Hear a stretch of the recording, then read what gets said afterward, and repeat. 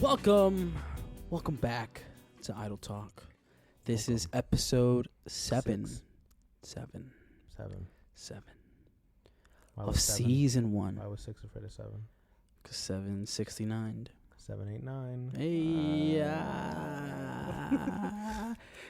you hear my golf snaps or poetry slam snaps? Those snaps are for Fabreeze. Everybody, give a clap for Fabreeze. Fabreeze only works out with me once a week, whenever we do these idle talks. No, I work out once by myself. No, but I'm saying with me. Oh, I said with me. Yeah. With me. The keyword was with me. Sorry, I apologize.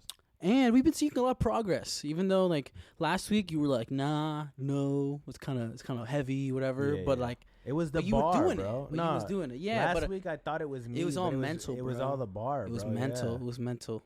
Like a lot of like sometimes like I know when I go through workouts, I'm like shit isn't adding up for me, and I'm like, it's like I gotta get over this hump. Like everything, how I want it to be perfect or whatever isn't. Like that shouldn't be affecting the workout that I have. But it does. But it does a little bit. I try to my best to like not let it affect it too much. I remember I was sore already from boxing.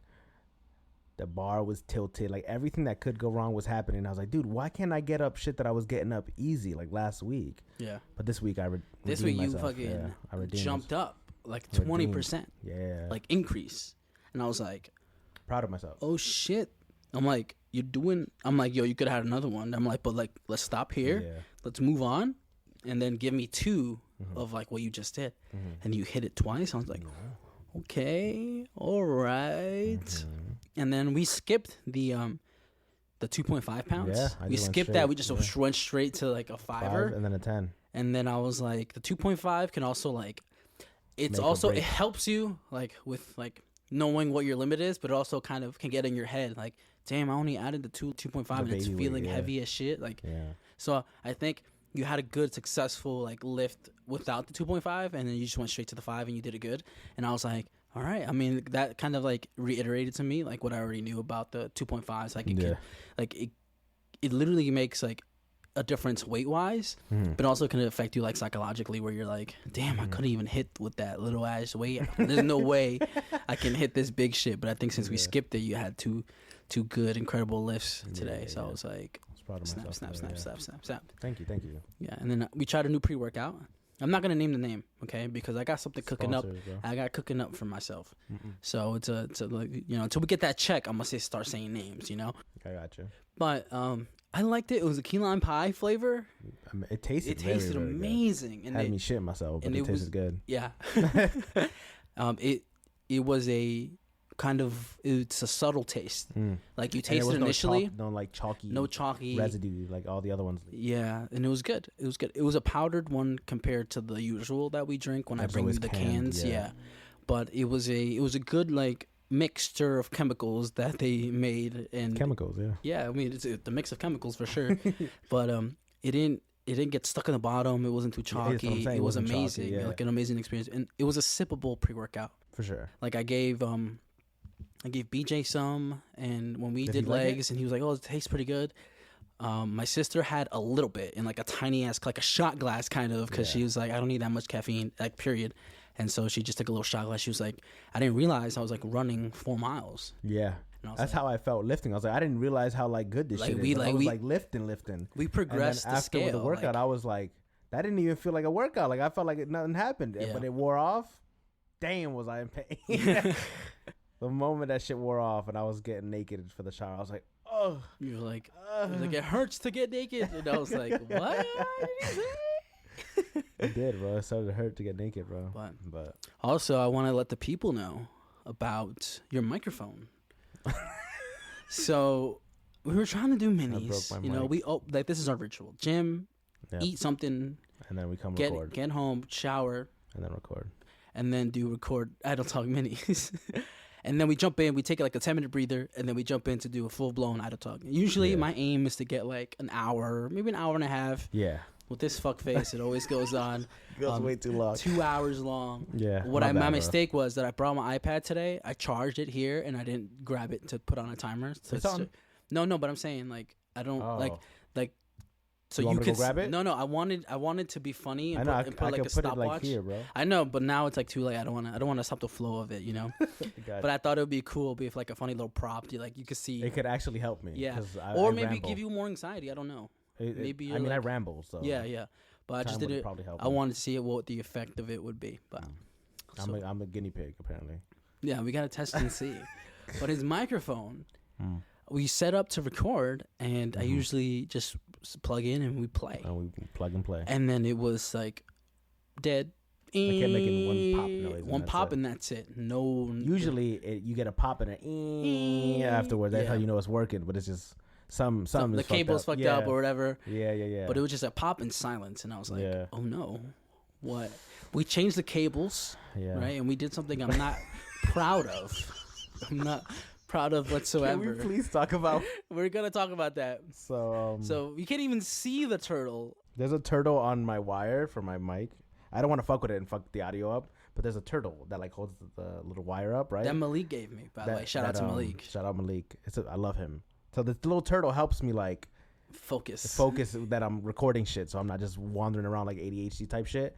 And so I was like, nah, I need the turtle on my wire. So we thought it was the wire, and we tried to fix it. So we had a white wire that was a lot thinner, and then we got a black wire that's way thicker. It's a braided cable, bro. It's a braided. So it's like meant to be durable. So we was trying to get it in the fucking turtle, and I was like, this is a 2-man job. And he's like, yo, give me the turtle. And he's like, I'm gonna do it. And then he's over there like, oh no, you're right. This is a 2-man job. Bro, I was sitting here struggling. I was like, I got one end of it open. Like 30 minutes by myself, bro. That thing was tough. Bro, I was opening it. I'm like, I got one piece of the cable in. Now I gotta go down and shimmy and then get the tussie out open. The tussie was too strong. The tussie was too strong. I was like, yo, it's rejecting it. It's too big. I'm like, he was like, yo, how come the big black one don't fit, but the small white one fit perfectly fine? So yeah, that's what we went through before and even then started recording. It gets worse because we realized it was a 2-man job, and I was like, here, grab the cable. I'm gonna open her up.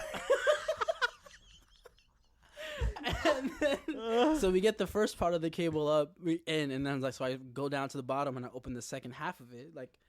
I like spread it open, and then I'm pushing it, and he's pushing the cable in mad aggressively, and then I let go and it closes. I'm like, yo, she eating that cable right up. What the fuck is wrong with us, bro? Bro, we tag teamed the turtle.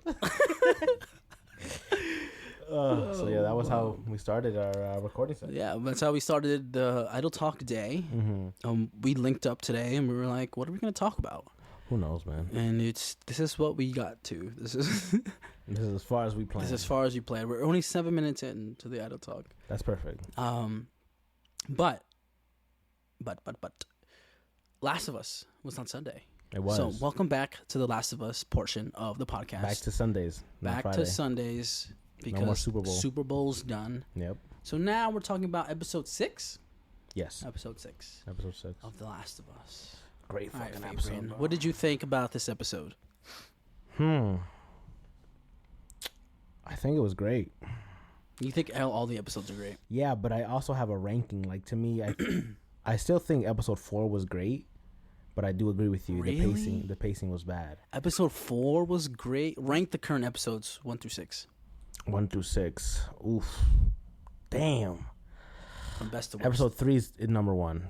Right, Bill and Frank. That's that episode. Then I got the Henry and Sam episode, not the one that they introduced them. Episode 5. Not 4, yeah, 5. So episode 5 would be number 2 for me. Probably this episode. Episode 6. Then the first, and then the third. And then you mean the second? The second and the third, yeah. But and then episode 4. Yeah, whichever one is the last one. Yeah. It just because the placing was shitty, but I still enjoyed every second of it. The placing was shitty? The pacing. Yeah. Right. You don't got to do that.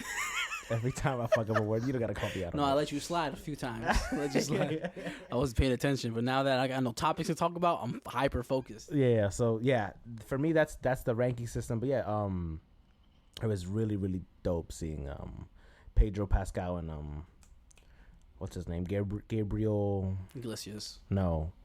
That's not his name. I think it's Gabriel Luna. Gabriel Iglesias. Them acting together, great, bro. I really enjoyed that. I loved the scenes where they're like genuinely like Like the first time they like reconnect and they're like hugging and like crying. I'm like, damn, bro, that's bad fucking cute, bro. In the game, it didn't go that way. No, like it Joel was didn't go to hug his brother. His brother hugged him. I like the scene in the bar with the two of them. Yeah, when they're like getting deep with each other. And then like when he finally like breaks down and tells him the truth about how he feels, I'm like, damn, that's a really good. That scene made me cry. You stay crying, yeah, I do be stay crying, bro. That show always got me crying. I'm like, that shit did not make me cry this episode. I don't know, bro. I'm a bitch. Definitely are. What else? I really, really like the scene with Joe and Ellie when they're fighting. I hated that scene. I loved it. I think the only thing I can agree with you is that in the video game it felt more authentic. It felt more real. Well, the reason, like I told you in the car, I was like, yeah, her voice actor improvised the push. Yeah, Ashley Johnson. So yeah, so I didn't know that. When you come, that's probably why. That's why it seems so real and so authentic. And so when you kind of translate that into the show, now you have to kind of forcefully like do that action. And like you see it coming, and it's really like it feels cringe when she does it. Yeah, like ugh, a little bit. Yeah, but she's an amazing actress. I agree. Bella Ramsey's really good for her age, bro. She's like what 19, 20, and she's acting her ass off, bro. She's doing just as good, if not better, than a lot of the other her co-stars, right? Yeah. So I think she's really good.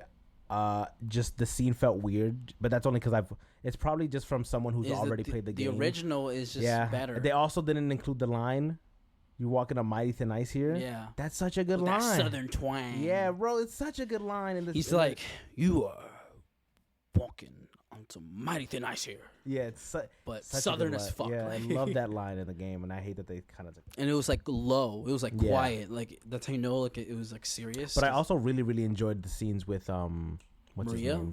Maria. Yeah, I hated that lady. Really? Yeah. Because in the games, she's really like side character. Like she's like, oh, I'm the leader of this group. Mm-hmm. Tommy's my man, and like that's about it. That's her character until like part 2 where she has more of a character. But in this one, they're setting her up way more that like, oh, she lost a kid. Maybe I just hate women. That's probably what it is. You hate women, bro. You be trying to pin it on me, but it's you. Maybe it's me. Maybe I'm projecting. Yeah, it's projecting, bro. You don't like women. No. So yeah, and I like that scene between her and Ellie, like where she's cutting her hair and she's trying to be like, hey, listen, I understand you trust Joel, but like, remember, the only people that can hurt you are the people that you trust. I'm like, so you want me to trust you so you could potentially hurt me? I guess, yeah. That's a skepticism. Well, when it comes to love, right? When you start loving someone, you have to be vulnerable. You have to be able to be okay with the fact that one day they can hurt you. Yeah. Damn, why you said that? That's part of love, bro. No, I'm sad. So yeah, I'm like, damn, I gotta accept that I might get hurt down the line. That's fucked up. I like the scenes between the two of them together. And I really like the scene with. Can we talk about that scene before we move forward? What? About her cutting her hair? Yeah. It was like in the Walking Dead video game. Spoilers. I mean, obviously it's Walking Dead section, but in the video game, The Walking Dead, like the season 1 of Telltale's The Walking Dead, like when Lee's cutting Clem's hair, and it was like, whoa, we got our Lee cutting Clem's hair moment, which we don't get in the game, if I'm correct, right? She never gets a haircut. I mean, if she does, we don't see it. You never see it on camera or on cutscene. No cutscenes. Yeah. So it was interesting. They're also way less brutal. I mean, by the time they got to this area in the game, you've already killed hundreds, thousands of people. That's the video game. It's a game. It's a game. It makes sense because you gotta do something. Like I gotta get through this area. I gotta get through this walking area, and there's 18 guards. Yeah. I'm like, of course I have to kill all of them to get through here. So the way you do it matters. I'm like, you gonna do it silently, or you're gonna just full on blast them? That's up to you. Just blast them. So that's one thing that's like different that I'm like, okay. Because, like, in the game, or at least in the show, it's showing you that, like, Joel's not on his shit. Like, he's, like, slowly... He's obviously a 50-year-old man. Yeah, like, he's slowly aging. He's losing his hearing. In the game, that man is 100. Always on it. Bam, bam, bam, bam. And that's because you're playing as the character. You as the character can get shot 18 times, but you're still running full speed. Yeah, you don't give a fuck. Yeah. He's a monster in the game because let Joel get shot in the show, he's gonna get dropped real quick. Yeah. Like real life. Because even in the like, you know how like he got like spoiler, he gets shanked at the end. Yeah. And it's like and he falls over. Yeah, he falls over. We get that scene in the game, but it wasn't he shanked. No, he falls off like a whole like skyscraper. But he still falls off the horse. That's what I'm saying. I'm like, that's still in the game. He falls off a whole skyscraper, lands on top of rebar. He falls off a second story and lands onto like a big ass bro. Rebar. And then he's like, and he gets himself out of it, and then he's like on the horse, like hurt it, and then falls off. So I'm like, damn, bro, Game Joel is on another level compared to Show Joel. Like Show Joel can't touch Game Joel. Can we talk about Pedro Pascal real quick? Yeah. Why does he look like shit? Does he look like this in real life? What's wrong with like that? He like, you know, when he's like, oh, you haven't aged a bit, to his younger brother Tommy, and Tommy's like, what the fuck happened to you? Like, genuinely, I'm looking at the show, I'm like, bro, he looks like hot garbage, and I was like, well, they made him look old because he's supposed to look old. And the reason that's what I'm saying. They just didn't age up Gabriel Luna. That's the problem. Is they made him look at all, right? All. Like he looks exactly that's like what threw me off. Exactly. In the beginning of the show. So you're like, this man didn't. He just grew his hair out and grew a beard. Like he didn't get older. Not even like a beard, like a little like mustache and like whatever this shit is called. But in the game, at least, you can tell they both grayed out. They're both old. Yeah. Because in the game, they're only 10 years apart. Like Joe's in his 50s, right? And then Tommy's supposed to be in his 40s. Yeah. So they're both supposed to be old men. But Gabriel Luna, I like how we talk about 40 and 50-year-olds, and you're like old men. But the crazy thing is that both actors. So Pedro Pascal is 47 in real life. And then Gabriel Luna is like 44, 43, something like that. So they're both very similar in age. And just by graying up Joe a little bit, he looks a lot older than him. Not even just graying him up. It's just like his face, the wrinkles are like, he has. That's like, what I'm saying. He looks very older. Wrinkly. He looks because if you see him in like regular interviews, no, I know, that's what I'm saying. He doesn't look like that. It threw me off. I was like, he mentioned that. I'm like, yeah, Joel does look like shit. And I think it's like, maybe I'm looking into it too deep, but it's like the symbolism of like paying for what you've done so far in your life, where like Maria's character talks to Ellie about how Joel is like maybe a bad guy, shitty guy, like you can't trust him or whatever, and she's like, you know, you don't know nothing, you don't know everything about him, and then she's like, yeah, I mean, and he's killed a lot of people, and she's like, yeah, and he's like, you know, innocent people too, and he's like, well, he stopped doing that, like, so it's cool to see Ellie kind of defend Joel. Yeah, she even says it when they argue. She's like, I fucking defended you. Yeah, but just the fact that Maria was like trying to like warn Ellie about her, but all these things that she's being warned about, Ellie likes. Yeah, you know, she likes kind of like somebody that would go towards the depths of the earth to kind of get revenge or whatever, or maybe like do excess of XYZ to protect her or to protect his group or whatever, because he was clearly trying to keep Tommy alive. And that's his excuse. He's like, I kept us alive, right? Yeah, during the argument, he says it. He's like, all the shitty things that you like look down on me for, is like, I did it to keep you alive. Like, and I'm the Tommy's reason. like, he's like, I did it too, bro. Like, Tommy's like, I did it, but then he's like, but there's a better way. We didn't know that there was a better way, and then that's where we kind of get that like that beefing moment. There's also a completely different storyline that is not in the game at all, is the fact that spoiler again, Maria's pregnant. In the game, no mention of her being pregnant at all. They're not even they're communists too. Yeah, well, technically, yeah. No, we don't fuck with communism. Okay. Are you being for real? I don't know. You like that she's a communist? I don't know. How do you not know? You either are a communist or you're not. What's the difference? It's on the same thing as you are a Nazi or you're not. Really? Yeah. What's the difference between a communist and a Democrat? What is it? No, it's just communism is a whole different other thing. But she was saying like, oh, we vote and there's a council. Yeah, no, she said we do it democratically or whatever. But then she's like, no, we're communists. And then there's a moment where Tommy's like, has like doesn't say anything, but he's like. But I thought it was just because he went to war with them, like when he was in the army. No, wasn't that the point of the point? No, he's a communist, bro. But it looks like, I don't know what the fuck that means. You just saying the word. It's a communist. You don't know what communism is? No. It's like when there's one person in charge. Okay. And then they distribute everything like equally. Okay. Yeah. And so when she said they were democratic, you can't be democratic and then be a communist. Like if I had 18,000 horses and then you came over and you're like, we're going to be a communal communism, whatever. And you're like, all right, now you have to give everybody here one of your 18,000 horses. I'm like, no, these are my horses. Okay. But you support communism? Yeah, but they share everything. But you support communism? Is that good? No. Why wouldn't you want to share? Because they're my horses. What did you do to get my horses? Just be here? Well, if it's part of a group. But these are my horses. But if it's part of a group, don't but you yeah, want the but whole if you group just to? entered my group, like you just came in here. Oh, okay, I see what you're saying. Why would I give you my horses like if you just came in? Just came yeah, like if you were already in my group and I had 18,000 horses, well, like, of course. I don't. At least I would hope you wouldn't just let anybody into your group. I mean, that's why they killed all those people. So I'm saying I would hope that when you are invited to the group, right? Yeah, but if you're brand new into this group, I'm not giving you my horse. I get what you're saying, but I understand the sharing aspect of a community like that, why it works. The reason it works is because I think it only works when it's that small, right? No, not even that small. It's like if it's something brand new to everybody. Like if we find seeds or whatever and we start planting shit, like of course we can share that. But if I already have my own shit over here, like leave my shit alone. So like if you had like I'll trade with you, like a town like Bill had, yeah. And then someone was like, "Yo, what if I come in and now we share everything?" Yeah. I'm like, no, fuck that. That fucking poetry shop. That's mine. I've never been in there, but that's mine. You know, like, why would you come in? I understand your point of view. Yeah, she's fucking communist. She hates Joel. She doesn't hate him. Bitch. She clearly does not like Joel. She clearly has prejudice towards Joel, and that's why she tries to kind of sway Ellie. That was the whole point of her being there and her having that scene. To me, that was the point of her being there and having that scene with Ellie, because we don't see that kind of shit in the game. Yeah. We only see the back end of it where they're like finishing up whatever they're doing. She's talking about Sarah a little bit, and we catch that as as something is going on. But we got it full-fledged out here in this episode. But I think that was the point of her character, to kind of try to persuade Ellie to not being with Joel.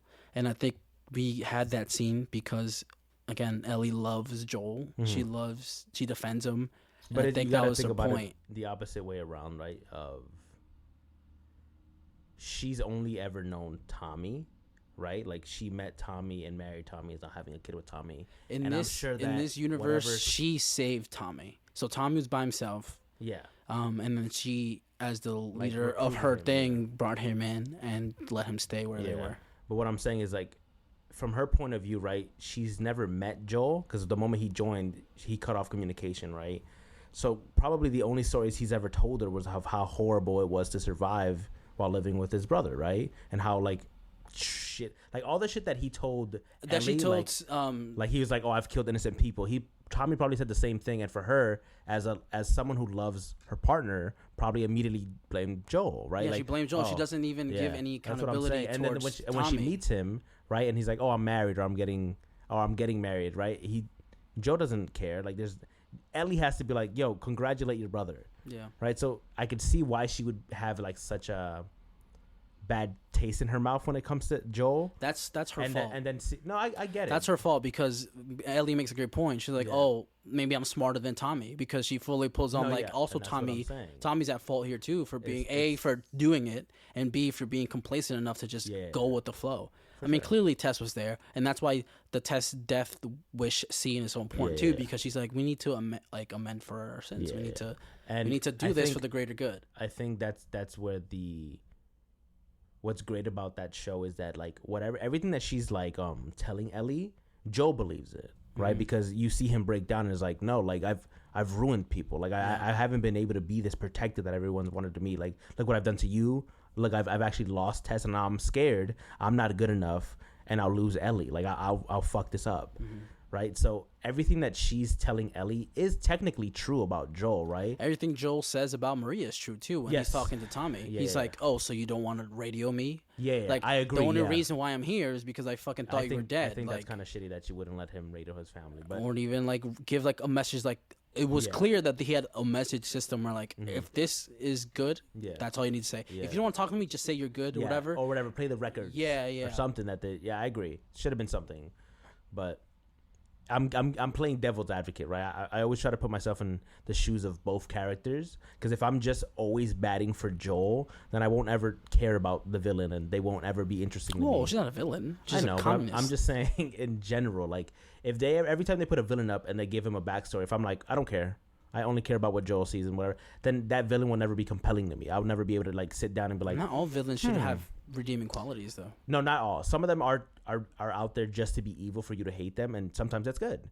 But I prefer more. I feel like the shows run into that fact of like they need to be giving redeeming qualities to all their villains. Yeah, and I hate that. I don't want to see this guy's a human. I want to see him as the thing. I disagree. The hero needs to conquer in every show ever, though. No, not in every show ever. Because that's the biggest problem, where it's like every episode is like, oh, here's a little mini villain, and then you kill them or whatever, and then we get like eventually like a little episode down the line giving like a little bit of backstory. Like I hate that. I don't want my villains to be good people. Yeah, and that's how it's how it is in like they try to humanize Thanos a little bit. Well, like, hey, here's his story. I'm like, I don't give a shit about that. I'm like, I liked when he started killing everybody because it's a lot easier to like not feel anything for somebody who's digital, right? Who's like just beeps and boops and numbers, right? Than it is to feel something about another human. It's not humanly possible for someone to just be straight out evil. It's very rare that a human being is just evil. Most of the time, it's very like internal. Like the reason that this person is evil is because of this, and this. And so when people write TV shows and things like that, the reason why you're seeing that, you're only talking about like fictional stuff, or you're talking about all humans, like no, period in general. So if I'm like, okay, are school shooters not inherently all evil to begin with? No, that's what I'm saying. All evil people have a root in real life society, right? But beeps and boops and video game characters and comic book characters, you can just write someone to be evil because they're evil.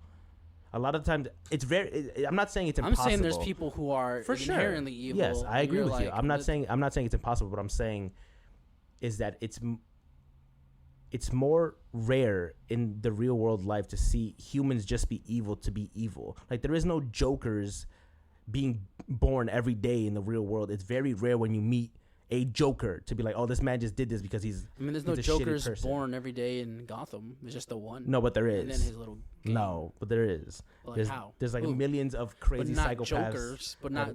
You said Jokers, so I'm like, I'm holding up those people to the level of Joker. There is. If you want me to list out all the different types of Jokers, there's 3 Jokers originally. Okay. That all play different versions of Joker.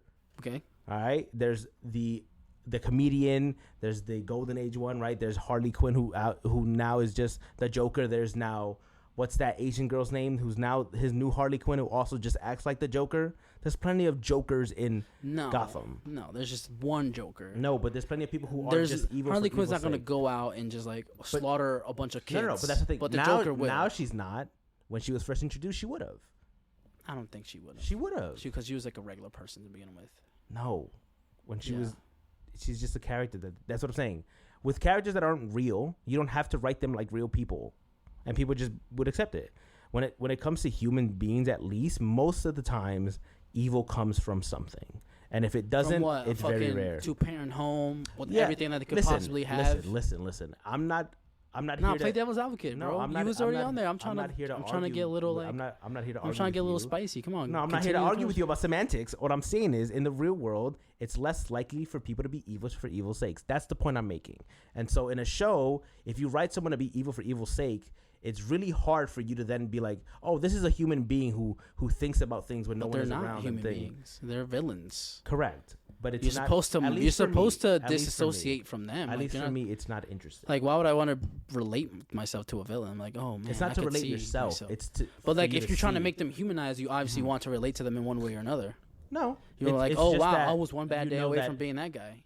No, I mean there are some people like that. Like, have you seen the Joker movie? Mm-hmm. And people really like are like, oh, I'm really like the Joker.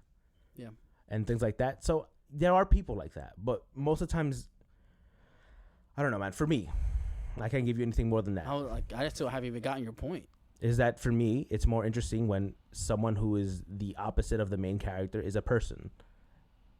Is actually. I mean, they're people already. Like, what do you mean a person? What makes you a person, quote unquote?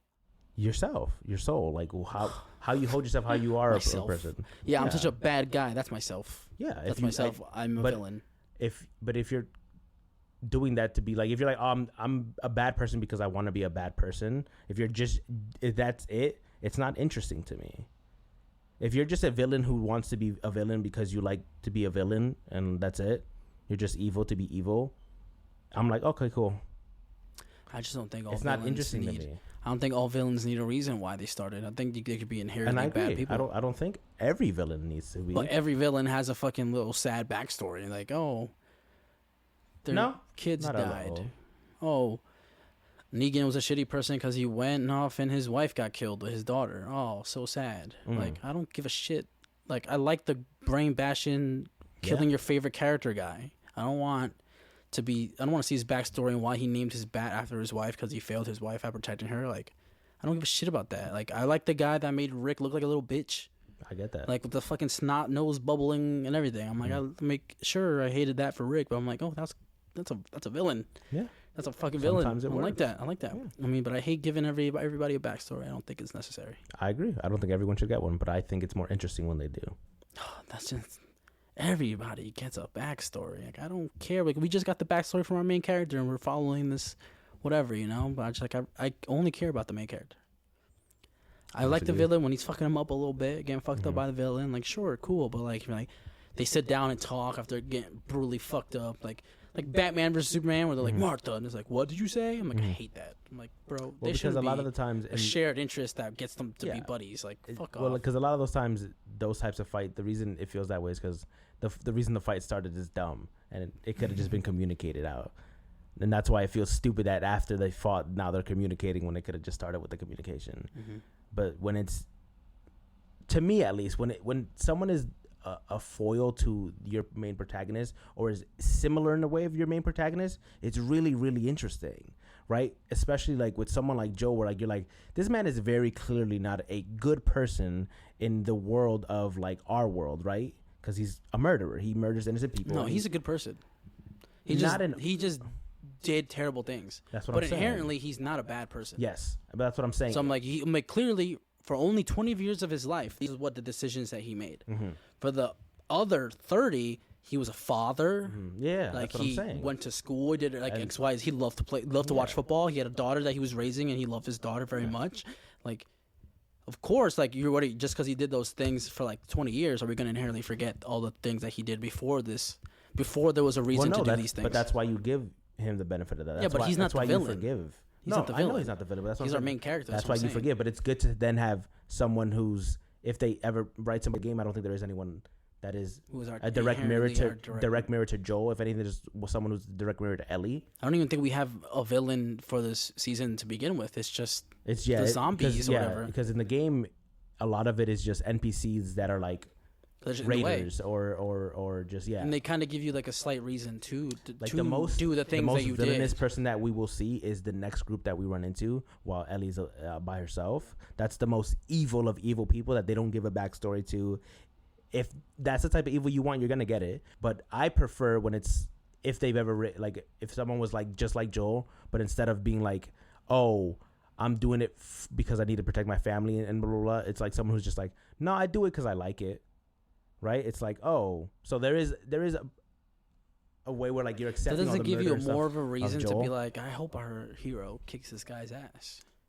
But or you're like, oh man, I want to know more about this guy before our hero kicks his ass. No, because if they have already explained it to me that if this person is almost a mirror to Joe, but he didn't take it as well as Joe did and did something different. Joe didn't take it well at all. I know, but Joe I think also, Maria judges him for that too. Yeah, but I think and Tommy flat out says it like later. He's like, just because the world stopped for you doesn't mean it has to stop for me. Yeah, which is also very fucked up to say to your brother anyway. Sure. And so I think there's a prejudice towards Joel here, where it's like, okay, that's like you're not you're choosing to see him. Yeah, you're choosing to linger on these things when Tommy did those things too. Yeah. Tommy's fully responsible for the thing. Absolutely. I don't care if you don't like what you did. No, I agree. You need to accept what you did because clearly you participated in it. And we get that acceptance from Tess before she dies. She's like, you need to continue this because this is the way we pay back the world of what we did. You know, obviously what they did doesn't matter in the long scheme. Yeah. No, everybody, like, there's nobody who remembers that except the people who lived, right? And so when he's getting judged by his own brother, by his new, sister-in-law or whatever it is, like she already, before they even like really get to know each other, has this strong opinion about him. Yeah. And that's what's like the most annoying thing about it. It's not even that I don't like her. Maybe it's just the fact that I hate the way Tommy describes Joel to her. Yeah. Because Tommy fucking forgets how a piece of shit he was before the thing started. Like, I agree with you. Outbreak night, this guy was in jail because he got into a fight. Yeah, but I mean, in the show, it's like because it's the thing started and he started fighting somebody, but that wasn't uncommon. Yeah, exactly. That was something that he did. It was just because he was a single guy and drinking or whatever. It's very much that's part of who he was. Like taking care of him. He's bailing him out. He has Sarah with him. Like if you had a a brother like that, like who lived where you were, and you had a daughter, and like, I mean, honestly, bro, I don't want you around my daughter because you keep getting into shit that you like, that gets you in trouble, and it's, believe it or not, it's gonna set a bad example. Like my daughter's gonna see me bailing you out all the time and create a habit where they kind of want to do the same thing for somebody else, and that's a toxic thing in itself. I mean, you're my family, I get it, I'll always help you out, but like, you don't want to create that with someone impressionable as a child, where like, oh, my friend does bad decisions, makes bad decisions. Oh, they are drinking and driving. All right, let me go bail them out. Like, for example, like a made up scenario, but you don't want to create those kind of habits just because. At that age, it could be super impressionable to be like, I need to bail people out. I need to be there for people, even when they don't deserve it. Yeah. And so I think just having that around, like Sarah, for example, like, who knows how she would have like grew up. Clearly, I agree with you, bro. As she was getting raised, I think she was very nice and gentle and soft and beautiful, and she wouldn't have survived this outbreak to begin with. Yeah. Like, it was unless she hardened. Yeah. It was either it was either gonna break her spirit completely, who she was, or somebody was gonna kill her. I mean, we saw her get killed right before anything really hit the fan, and that's what kind of like sent Joel on this path of hardening himself. That's what hardened him. Yeah, like, it was losing his kid. So I just think, maybe Tommy. I agree with you. I think Tommy get over it a little bit. I think Tommy was way too judgmental for her. I think most of the people around him are very judgmental, right? And I think the reason Ellie isn't is because she didn't live in a world where everything they're doing isn't common. Yeah. Right. She didn't live in a world where murdering somebody because they were gonna murder you is okay. You know what I'm saying? Like, everyone that judges him is old people, is someone who lived in a world where like killing people was wrong, no matter how it was or why you did it, and lying to people was wrong, and doing stuff for yourself was selfish, right? All these concepts that like a lot of those kids that are growing up in that world now just they don't get, right? Because when she reads the book, she's like, why is any of this matter? Like, why do you care about what you're wearing? Yeah, she found a diary. She's like, why do you care about what you're wearing? Clothes and boys, right? Because music. That's not her life. And I think that a lot of the people who just see Joel and see what he's done and so how shitty or with the shitty things that he had to do to survive, and immediately are like, oh, what a shitty guy. This is right. Because even Joel does it, right? He's not perfect either. The moment he meets Henry and Henry tells him that he's a rat, he's like, I don't work with rats, and drops it. And then he has to apologize later and be like, I didn't know your circumstance. Yeah. And I apologize. Right. And it's the same thing with Joel. It's like no one knows his circumstance, but immediately judges him and is like, oh, you're a terrible person. And the fact that you're bringing around a girl and making her do all this shit and he's whatever. Like, whoa. He's like, I didn't make anybody exactly. He's like, I'm delivering her, but I'm making sure she's safe. I'm teaching her to be safe. And even that, he feels like he's failing in it, even though he's doing an amazing job. Because during that one scene that he falls asleep, she's like, oh, I took care of everything. Like you talk. Like, I'm on watch. Yeah. I got the high ground. And that's an amazing type of quality to have in that world, right? But if you try to put it in this world, it's really weird if you saw a little girl holding a rifle and being like, why are you teaching your like 12-year-old? Is it weird? Because white people do that. You're right. White people do that. But white people be like, look at my son shooting a gun. He's 3 years old. Yeah. And I'm like, lady, that like, let him play with toys. Exactly. So that's what I'm saying. And in this world, it'd be like, why are you giving the kid a toy? Yeah. He should be shooting and practicing. Exactly. Like, so I feel like, at least for me, that's my defense against people always just shitting on him immediately. You know what's funny? It's always just, it comes back to but it does suck that it's his brother who grew up with him. He should be out of everyone on his side. So I agree with you. That it's just projection. Shitty. Maria's projecting. Yeah. He's projecting. Tess was projecting. Or maybe he's scared. Maybe he thinks he'll end Tommy? up. Yeah, like Joel. Like because remember, Tommy would be blessed to end up like Joel, because if Tommy is like what I'm saying is and then loses her, is that like he needs to be like Joel to make sure his daughter or whatever, his son or daughter, doesn't end up like Sarah. Yeah. Because Joel wasn't like this when the pandemic started or the outbreak started. Like, clearly he developed these skills that would be useful to taking care of Ellie, right? But he didn't have this before losing Sarah. No, he did. No, he didn't have these skills before losing Sarah. He was just a contractor, everyday man who loved his daughter. He didn't have all this like this hardness, this like battle ready kind of like mentality. Okay. Like it's you or me. It was a regular society, regular man, barely making the bills because he's a contractor or whatever. Yeah. He has to look over Tommy. Like he had that like protector mentality already because he was a dad and he was taking care of his younger brother. But if we had the Joel that we see now, 20 years before, Sarah probably wouldn't have died. Like if we had this version of Joel, but we only get this version of Joel because of Sarah's death. And I think Tommy would be fortunate to end up like Joel. He doesn't want to lose his kid. That's the thing. Because he would be able to protect his kid. Like if he wasn't like Joel, no, but if he wasn't like Joel, if he didn't like get to experience whatever he did with Joel, he would ultimately suffer the same fate as Joel. Yeah, because the way he says it, he's like, oh, he's an idiot, like he'll join anybody. Yeah. So I guess you're right. Yeah, he's susceptible, and he's like, I only took care of him for so long is because like I think ultimately he wanted to like be there to show like, how to protect himself. You know, like this is how I protect you. Like you don't need protecting, but I got your back, right? I'm showing you how to lead, how to do things. But Tommy also does make a good point, right? Is that he's like, yes, He's like, yes, but at what cost? He's like, I appreciate everything you did to me and everything you taught me, but I've learned now that there's other ways. Like I don't have to be this monster in this world where we can build a community, right? We can start civilization again. We don't have to be this forever. And I think that's where the duality comes from. They're a monster in their own way. Yeah. Because we meet this couple at the beginning of the show who think not of this episode. This like these couple that have already moved out of civilization. They're in their own cabin.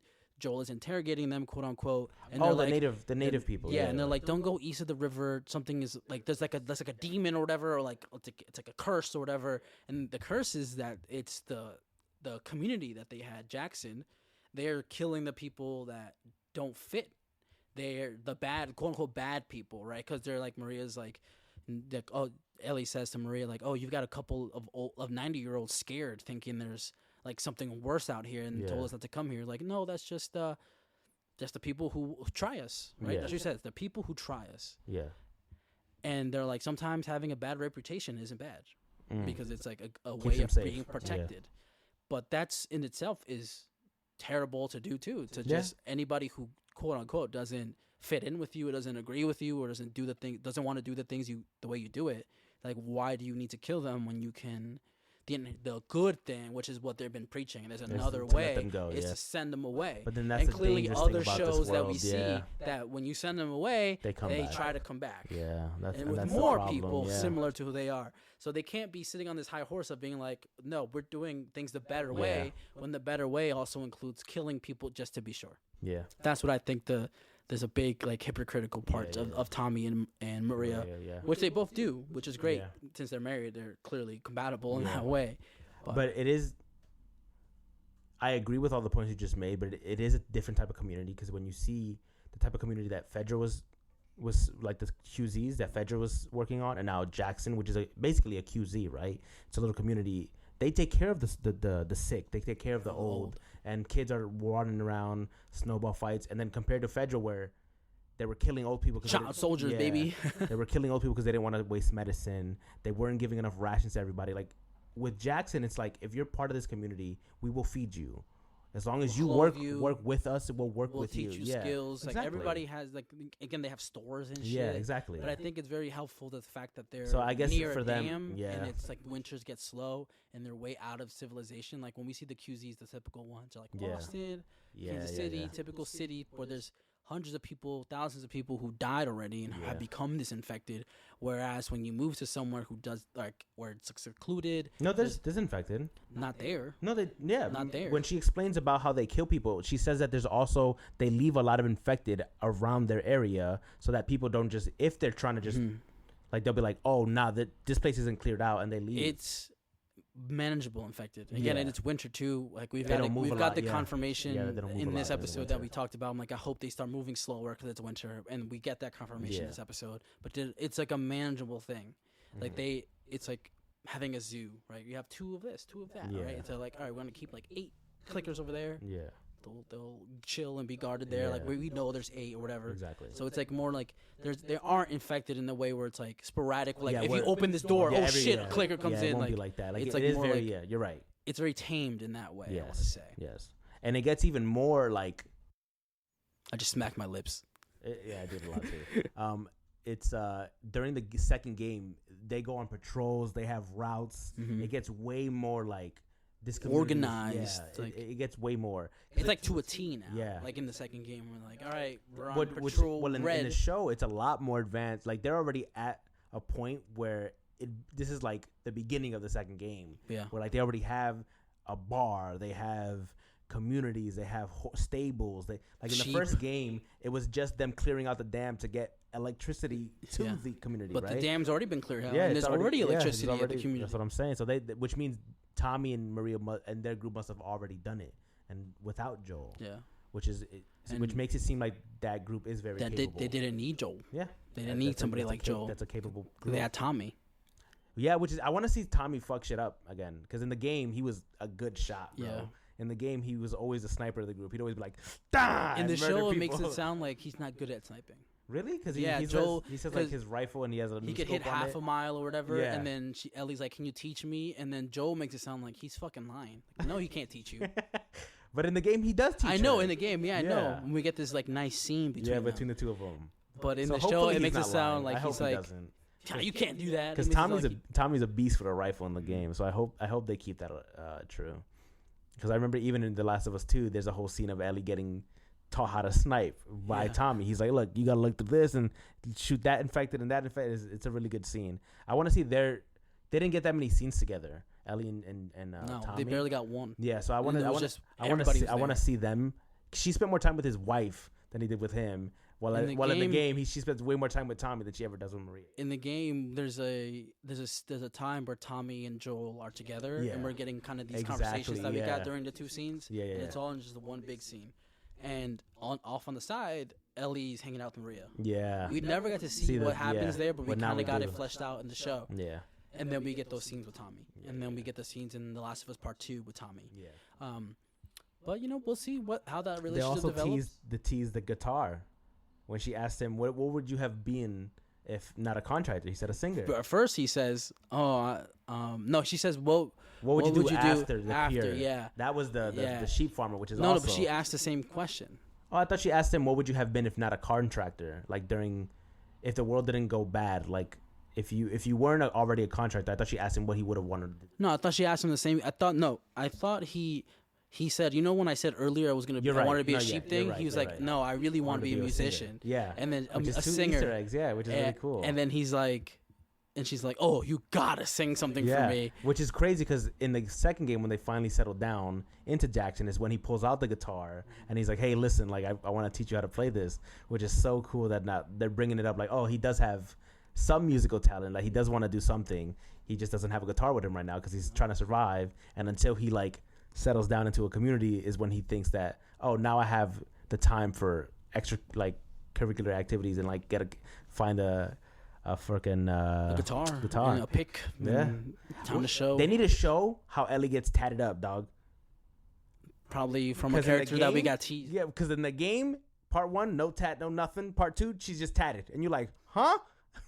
And they only like ever explain that she just got tatted while living at Jackson. It's on her arm, right? Yeah, it's on her arm. So the reason why she's tatted is because she is covering up the scar. Yeah, I know that. But you want to see her get that tat? I want to see like she probably did it herself. She would then have to tell whoever the tattoo artist is. No, she burned herself with a battery.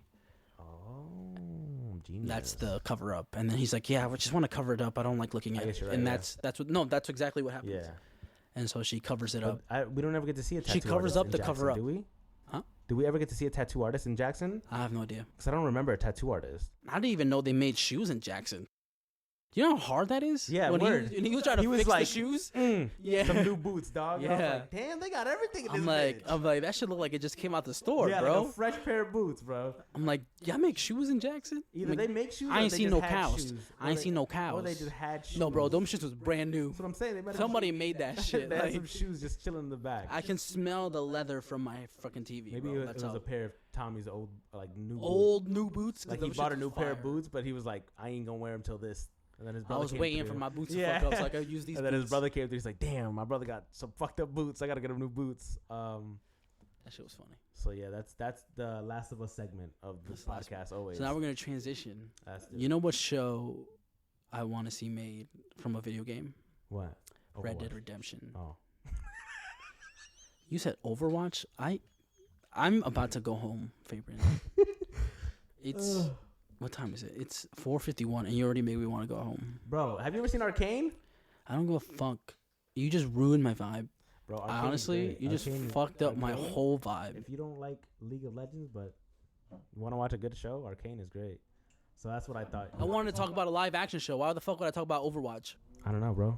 I thought we were having the same brain. No, never. But we didn't. No.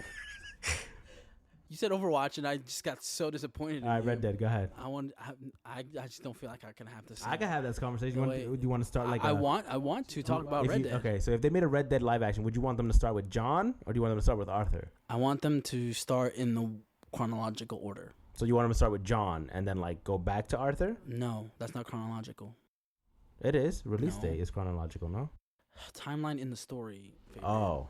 I would rather get the prequel in order and then get John. So you would rather Arthur first and then John. I'd rather Dutch first. That'd be Dutch cool. and Hosea. That would be cool as fuck. And then get everybody. Adopt. I want 3 seasons. Yeah. I want Dutch and Hosea. Then we get Arthur and John at the end. And then we get fast forward Arthur, season 2. And then season 3 we get John. That'd be cool. And then season 4 epilogue.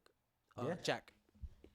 That's what I would love to see. That'd be cool, yeah. Love to see. Because every season you could have a new protagonist. Mm-hmm. It'd be Dutch and Hosea. And then at the end, they adopt Arthur and John. Arthur and John, whatever, however they find and then you them. could follow Arthur all the way up, and then you can follow John, and then you can follow his son. Yep. That is a really good 4 seasons of solid TV.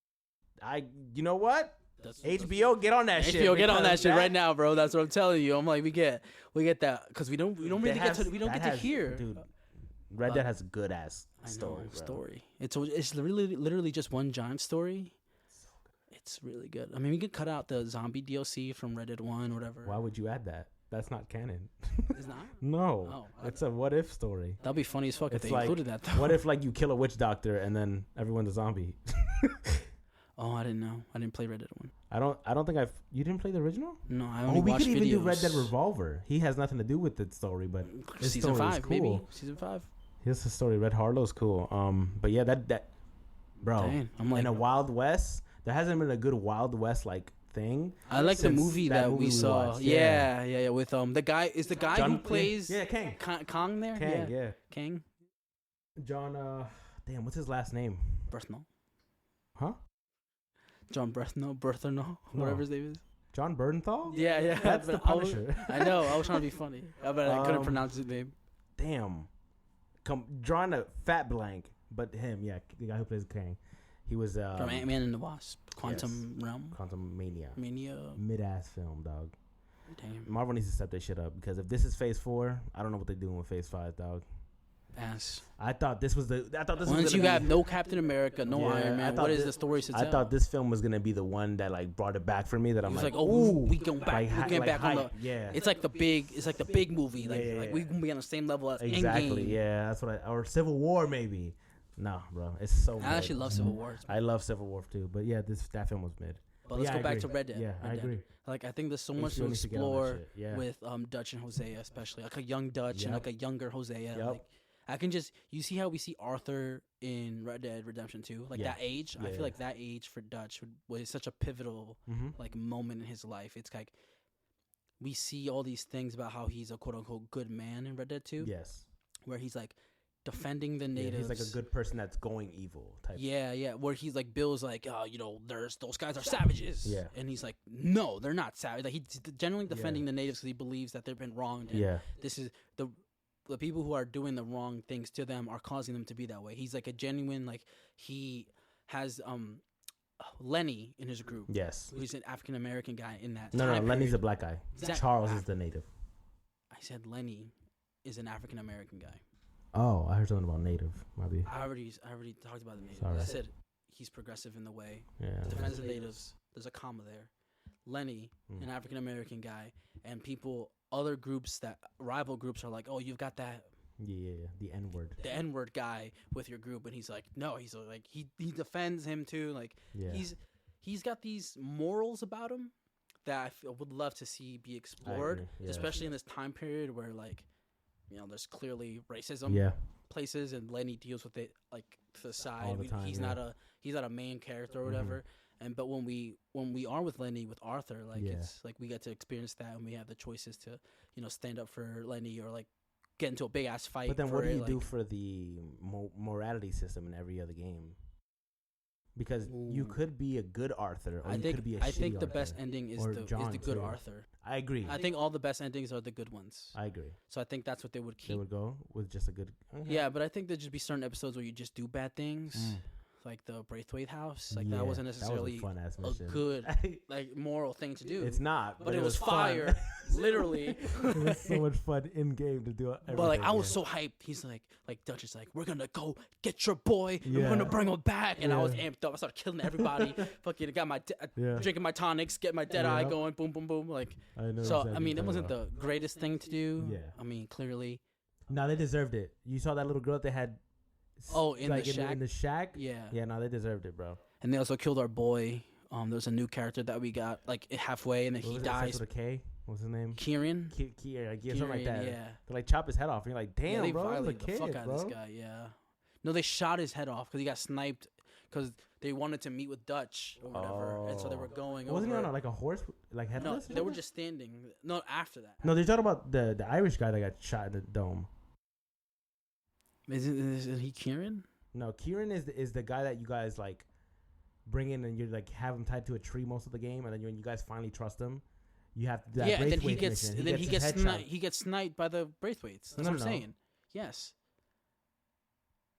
No, Sean is the one that gets sniped, and that's during a. Who the fuck is Sean? The Irish guy with the red long hair, who's like. Doesn't he die in Blackwater?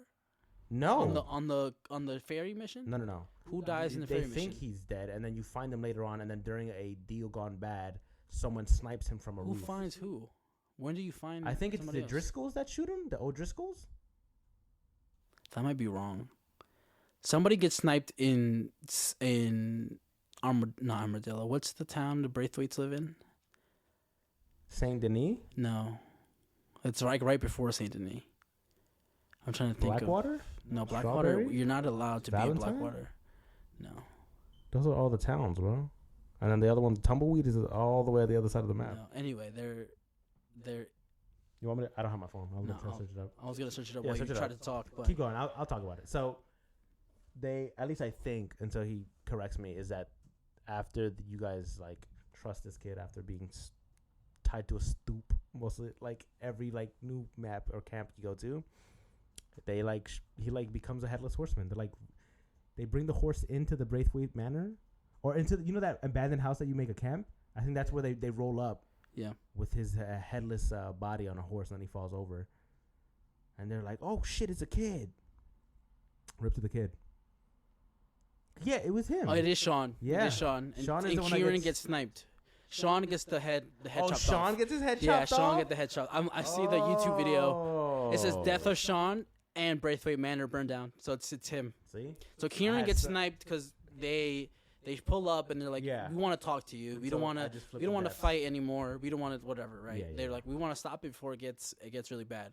And so Dutch is sitting there waiting with Jose or whatever. Mm-hmm. And then I think Kieran just walks across and he gets sniped at the perfect time. His head explodes. And we lose him. And that's sad. That's crazy. But I would love to see season 1. I think the worst death for me was Hosea and Lenny's. Damn, Lenny. Oh, Lenny dies on the bank robbery, right? When y'all are all running away, he gets jumped up on and and they're like, Lenny! They're like, leave him! Because everything's Dutch always stay leaving people, bro. Because, they were all running. And Hosea got shot like a few minutes earlier. Yeah. Outside.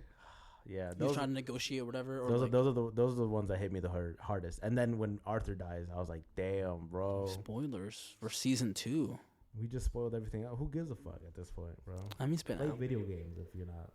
Watch a YouTube video. Oh yeah, I guess you could do that. You don't even have to play it anymore. I think it's easier. Just set some food up, just eat, watch the Let's Play. All cutscenes, bro. You should be good. You know the story from there. But no, yeah, I agree with you. I think HBO would make a killing with Red Dead. Yeah, right? It would make a killing with Red Dead because people love that world, but Rockstar does not support it at all. It's all GTA for Rockstar. They don't give a fuck about Red Dead. So I can see them at least doing that. I can see a GTA show, but not serious. Not in a serious tone. Like maybe like 10 episodes a season, just fucking around. It would be cool. Yeah, it would be to fun. see somebody like jump off a plane or rob a bank, like those heist movies and stuff. But yeah, it wouldn't be like I guess you could make it kind of like Breaking Bad. I mean, GTA 5 is very story driven. Yeah. I mean, there is a story there. Yeah. But I think it's really like it's the things in between that you do to make that game fun. Yeah. No one's buying GTA 5 just for the story, you know. And I hate a character in GTA 5 that everyone loves. Michael. Trevor.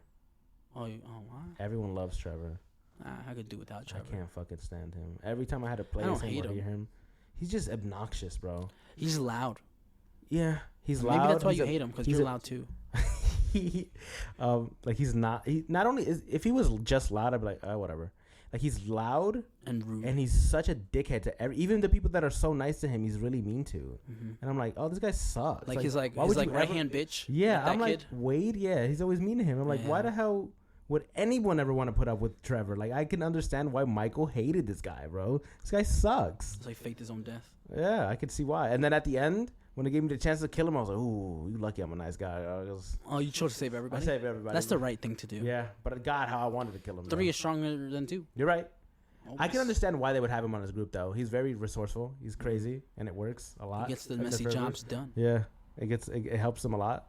But yeah, I didn't like him. And I think if I had this watch a show where they could literally cast a guy who voiced him because he's literally an actor and just watch him replay that character, I think I'd lose my. I wouldn't want to. Did you like him in Walking Dead? No. Oh, you hated him too. I think Did you hate him because of how he did Trevor, or did you just didn't like his character on the show? No, I think he plays a shitty character very well. Yeah. That's why all respect to Stephen Ogg, but damn, I hate every character he plays in every show. I mean, can you see him play anything else other than a shitty character? No, that's what. At least I haven't seen him play anything else other than a shitty character. Like even when he was part of Negan's group, he was a shitty person. Like he was even shitty to his boss. Yeah, and I was like, he pays the price for that. I'm like, can this man ever get a role where he's not a shitty guy? Because he's good at being a shitty dude. He's typecasted. He makes you hate him for sure. And like in every role he's in, you're like, oh, I hate this guy. Yeah. So I guess it makes sense, but I don't know, man. He also has that really good receding hairline. Yeah, it's like it kind of good. Like it looks good, but it could also look crazy if you let it. Yeah. Just like mess up the back mess it up a little bit. Yeah, now he looks like a maniac. Yeah, exactly. That's the only good receding hairline you can have, I think. But can we go back to Red Dead show? Oh my god, bro! I would love just to see I don't 4 seasons, please. Just like Dutch and Hosea, Arthur, fucking John. And I would pay for an increased monthly price of HBO Max just for them to make that. He's like, yo, pay for that license, and I'll pay for it in my monthly subscription. Right? Like, best believe. I would, because I feel like that'd be such a good show. It's a good idea. I mean, they fucking when's the Halo last already. time? No, because the last good TV show that was set in the West, right, but it wasn't really, was Westworld. But the first one, like season 1 and 2 of Westworld, was so good. And then once they got out of the world, it was like, oh, the interesting part of the show is gone. So the name of the show. Now it's just left. Robots that kill people.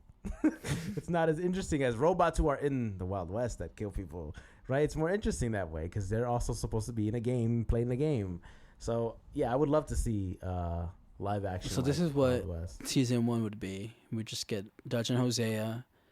You know, Hosea is a mentor. What was the Dutch gang? What was it? The Vanderlyn gang. The Vanderlyn gang. So I want that to be the end, of the season, kind of. No, because they already had the gang made by the time they adopted the kids. Yeah, but we don't get to see those people like the main group. Yeah, I yeah, do. yeah. So I want Javi, Bill. I want them to at one point the end of the season to we adopt those kids. Yeah, and then we get a post credit scene, and then it's now maybe they're setting up camp, and it's and then you see you get introduced to the Bill's actor, who that's gonna be Javi's actor. Yeah. We get to see all the other Charles's actor, whatever.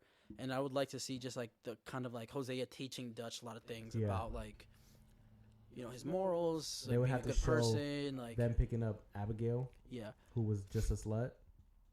Everybody had her. That's what I'm saying, which is nuts. The fact that they paid her to have sex with every man in the group, and then John stayed with her. That's crazy. Are you judging that's a crazy storyline to have. You judging Abigail right now? Am I judging him? Yeah. No, I'm just saying that's crazy he to have. He found love in a hopeless place. For sure.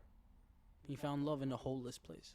It's just and then the fact imagine paying for pussy. That's crazy. No, in the game they all still clown him about oh, your son might not be yours, John. That's fucked, bro. That all his homies do that to him. In Red Dead 1, Dutch literally verbatim says everybody had her. Yeah.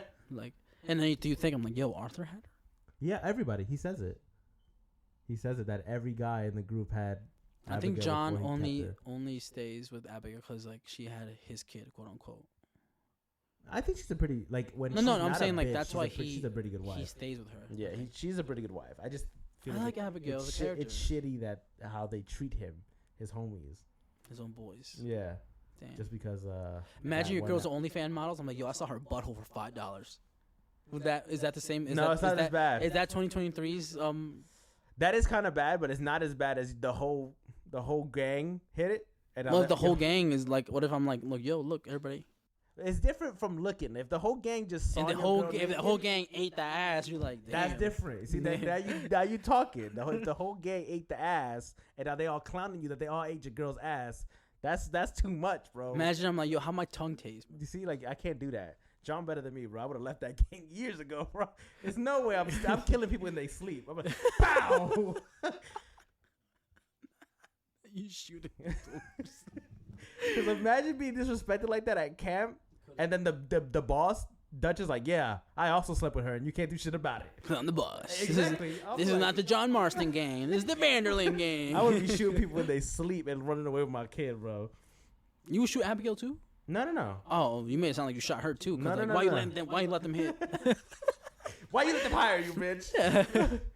But yeah, I think yeah, that'd be a great show. So season 1, boom, Jose and Dutch. But they would need a good kid actor for that kid. Like learning. No, we don't get introduced into the kids until the last season, bro. Until the last episode. But that's what I'm saying. We need a good actor. So unless you're gonna age him up immediately. No, exactly. Season 2 is gonna be. We just skip to Red Dead. Oh, you don't want to spend time with them as kids? Oh, nah. Because I want to see him grow up in the game. Or maybe flashbacks. I want the post-credit scene to be like. We can get flashbacks in season 2. That's what I'm saying. But like the post-credit scene to be like the group's already formed, like a younger version of the group, you know? Because like clearly we get this group that's been around for a long time. Yeah. Like together at least, and so like we can like de-age them for the post-credit scene.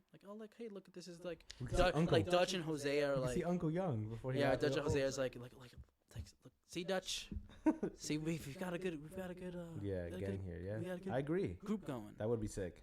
And then boom, we skip to season 2. We can incorporate the flashbacks in season 2. Yeah. Like whenever Arthur starts to doubt Dutch, we can get a flashback of like how like we get a moment between Arthur and Dutch, like growing him up, like him and John being there. That could be a good like way to be like, of course I'm gonna trust this guy. Of course I'm putting my faith in this guy because it would make more sense in the second season why he doesn't just leave the gang. Exactly. Or doesn't outright leave it because. And then it would be even more heartbreaking in season 3 when John has to then take out his go back down and like I gotta kill my old gang. Yeah. And so that gives it a little bit more weight. But see with John, I get it, dog. Kill him. They was playing. That was fucking your wife. They was fucking your wife and playing with your heart the whole time you was there. They was playing with your heart and playing with her pussy, bro. So I get why you got your lick back, bro. I get it. Got the lick back. He said, and I took things personally. So. And then season 4 could be just Jack. It could be a shorter season, just be trying to kill. It'd be what are they called? Pinkertons. Yeah. Pinkertons. Yeah. His name is John Ross. Is it John Ross? Yeah. The Pinkertons. I've come for you, Ross. That's the main Pinkerton. Oh yeah, and he's like fishing. Yeah. When you pull up on him. And then you fucking dead eye and shoot him in the face. I shot him in the nut. Damn, that sucks. You don't do that? I didn't play the game. Whenever like games betray me as a protagonist and then it makes me go back, I always get my leg back so bad. Like during that, I was like, not sick like 4 times, then the head. Like you have like 6 bullets in a clip, and you can tap the X button. So I'll do all of them, and the last one at the head. See, so I do. He has to live through all the nut shots and then get killed. I do knees. Oh, knees is knees, bad. Shoulders, and then head. That's pretty bad. And 2 in the head, just. Damn, they should make a remake of Part 1. They made Borderlands remakes. They made just the game by its first one by itself, and then they put the first and second one together, and then they put all 3 of them together. I'm like, yo, bro, I want to play Red Dead 1. Yeah, but make it look like Red Dead 2. Yeah, I mean that would be fucking impossible. Like in that game, could you shoot off limbs like you could in Red Dead 2? I have no idea. I don't remember being able to, because I would have pow pow pow shoot off all his limbs, make him a little stub. Mm-hmm. I also hate how Red Dead 2 where like I'm clearly carrying 2 shotguns, and then when I get a moment where I have to do Deadeye and then a pistol comes out, I'm like, where the fuck did the pistol come from? It did that a lot in the second game. It doesn't do that though. It does it. Like when there's an important cutscene like that, like when you're and then Arthur just has a pistol. And you're like, yeah. I'm like, bro, I clearly got 2 shotguns. I definitely have 2 sawed-offs. Like I'm clearly a menace. Yeah. Like, I know there's only 4 bullets. Because they would do that to me where I'd have 2 like of pistols, the Mauser pistols, or like the ones that shoot quickly. I have 2 of them, and then during the cutscene, I have a revolver, and I'm like, that's not the gun I use. Yeah. And then when you'd go to the weapon wheel, it'd get rid of one of your guns, so you'd have that one revolver, and then the other gun. You're like, why'd you do that? You ruined my loadout, and bro. It would be like a fucking shitty ass cattleman revolver. The very first revolver you get, you're like, no way, bro. I know exactly what you're talking about. The game did do that a lot. I forgot. Or the times where like you just couldn't win. Oh yeah. There's like one scene where like you and Dutch are like stuck at the top of the river and you have to jump, but you can shoot people for a few seconds. Mm-hmm. Yeah, they just keep spawning in. Because I remember I drank like all the tonics to stay, and I was up there for like 30 minutes, like and the game is like, dude, just jump off the cliff. Like the game is just trying to make you get a cutscene. Like stop. Is that when they went? They got stranded on that island. I think it's before that. Oh, like they jump off. They get into they were getting chased by somebody to get on the boat or whatever. No, it was in the water. Well, they were in a boat, and then they got stranded because they escaped on a boat. Oh, probably. I don't remember that much, but yeah. And dude, when you get your lick back at the end of the game as John, I did the same thing, bro. Oh nuts. And that time I had 2 revolvers, so I was nut shotting him like crazy, bro. Put like 18 bullets into his nuts, bro. Bro, I went straight for the head, bro. Nah. He was unrecognizable when I was done. I went straight for you. In the good ending, you get to fight him, right? Because my Arthur fought and then died. Yeah, yeah. Some people told me he just died. I just got blasted. Yeah, some people told me they just got shot and died, and I was like, really? And then Christian made me reload my save, and I had to just play the last few bits, get my honor good, apologize to people, and then I got the good ending. Oh, actually, fun fact, I have to register for classes before they kick me out, so should probably do that. I should probably do that. But that was this week's Idletalk. Thank you guys for listening to us ramble. Yes, and pull up on TikTok, Idletalk Pod. I'm gonna start posting stuff there again. Nice. But I almost dropped the mic on the laptop. Peace. Bye. Love you. Send us money for a new mic for Fabreeze.